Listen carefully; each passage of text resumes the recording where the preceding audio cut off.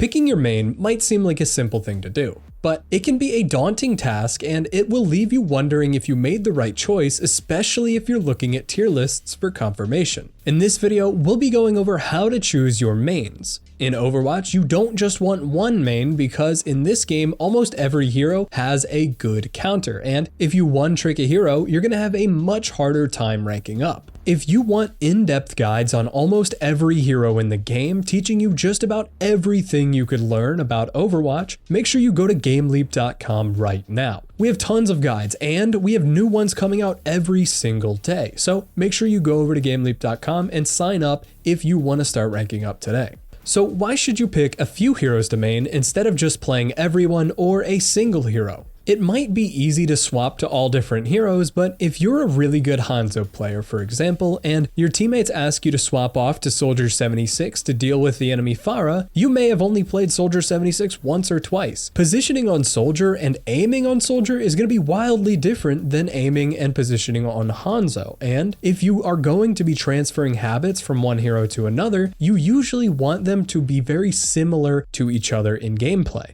This is why it's really good to main a small subset of heroes in different categories so that you can easily transfer habits over from different heroes and fall into the correct way to play naturally. The first thing you want to do when you're looking for a main hero are first go play every hero in a category that you want to main. For example, if you're a tank player, go into quick play or the practice range and just mess around with every hero in that role. You can play a few games on each hero, narrow down your list to the heroes that you enjoy playing, and whether it's their playstyle, looks, or even sound, it's going to be super important that you're maining a hero that you like, because if you hate playing a hero, even though they might be the most strong hero in the game, it's not going to be rewarding, it's not going to be fun, and that's really what is going to matter. Is if you're having fun on a hero, you're going to be playing better, you're going to be in better spirits, and you're just going to be doing a lot better on that hero than you normally would. Now let's talk about DPS first, since it's the largest category in the game of heroes and we really have to break it down. There are two categories of DPS. There are hit scan and non-hit scan heroes. Hit scan heroes are heroes like Bastion, Cassidy, Ashe, Soldier, Widow, Tracer, Reaper, and a few more. But really what you have to take away here is that hit scan heroes are going to be better at shooting long-range targets. For example, they're going to be better at hitting heroes like Pharah and Echo, because imagine shooting a Pharah and Echo that are, in the air somewhere with a projectile. It's not very easy, and so long as your crosshair is on the enemy and you press your left mouse button, then the enemies are going to die. Well, not die, but they'll take damage at least. And even though all of these heroes are hit scan, they don't actually share the same aiming techniques. For example, a hero like Cassidy and Widowmaker are not going to be focusing on tracking, while heroes like Tracer and Soldier focus very heavily on tracking. And depending on your aim style and preferences, you may want to stick with only tracking heroes or exclusively use flick heroes. Even though your aim is going to develop over time and you might be able to aim with both of them very easily,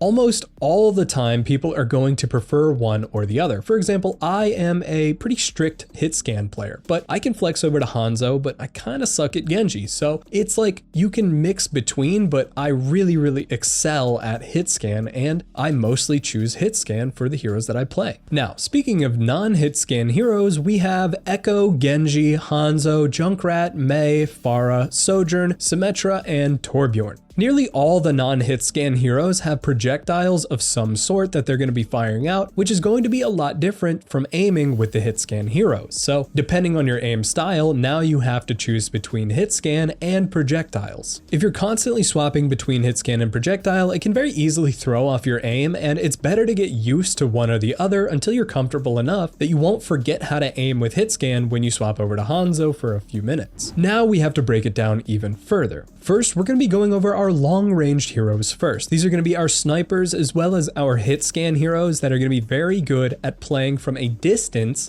and just slowly whittling away at the enemies and getting picks that way. So you're going to be using Ashe, Cassidy, Soldier 76, Sojourn, Hanzo, and Widowmaker.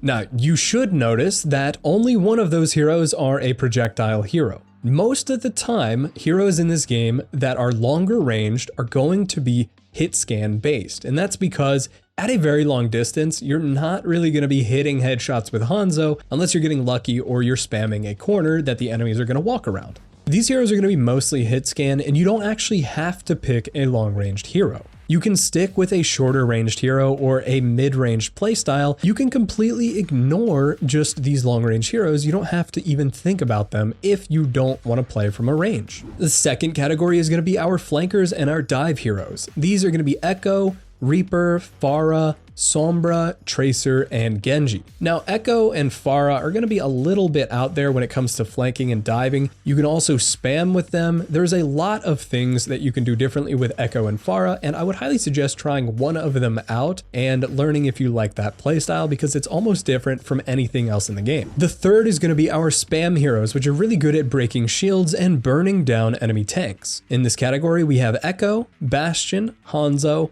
Junkrat, Pharah, Symmetra, and Torbjorn. Now, I'm going to add a few heroes like Cassidy here is pretty good, and Soldier 76 is also good.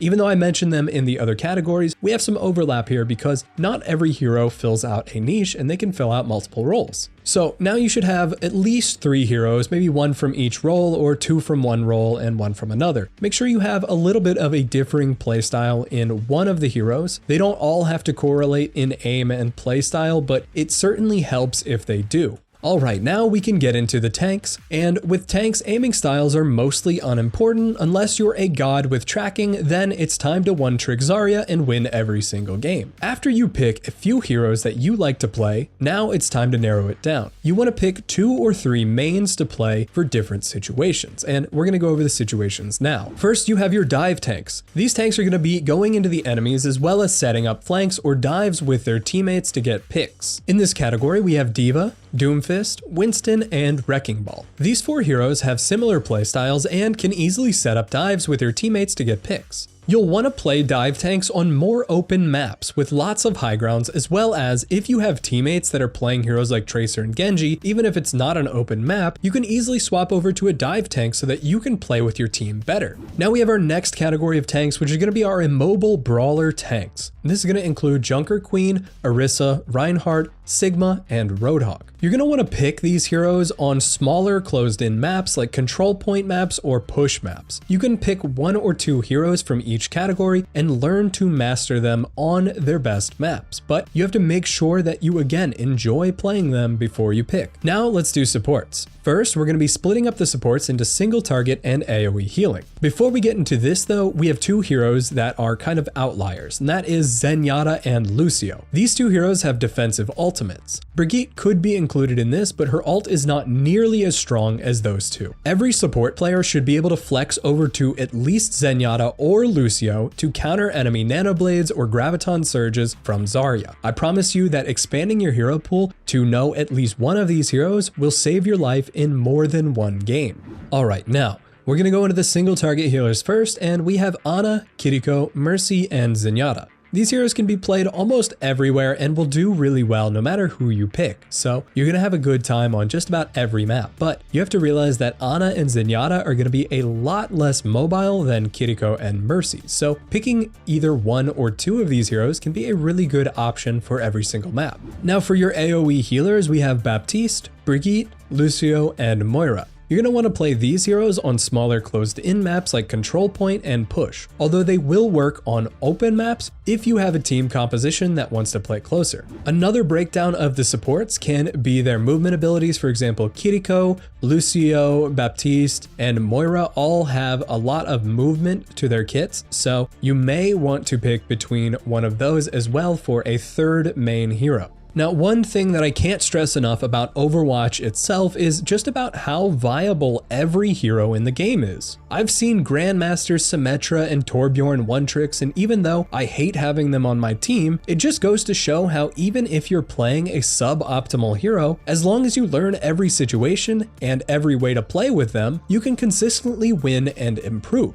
Thank you all for watching, and tell me who your main is down in the comments, and I hope you all have a wonderful day.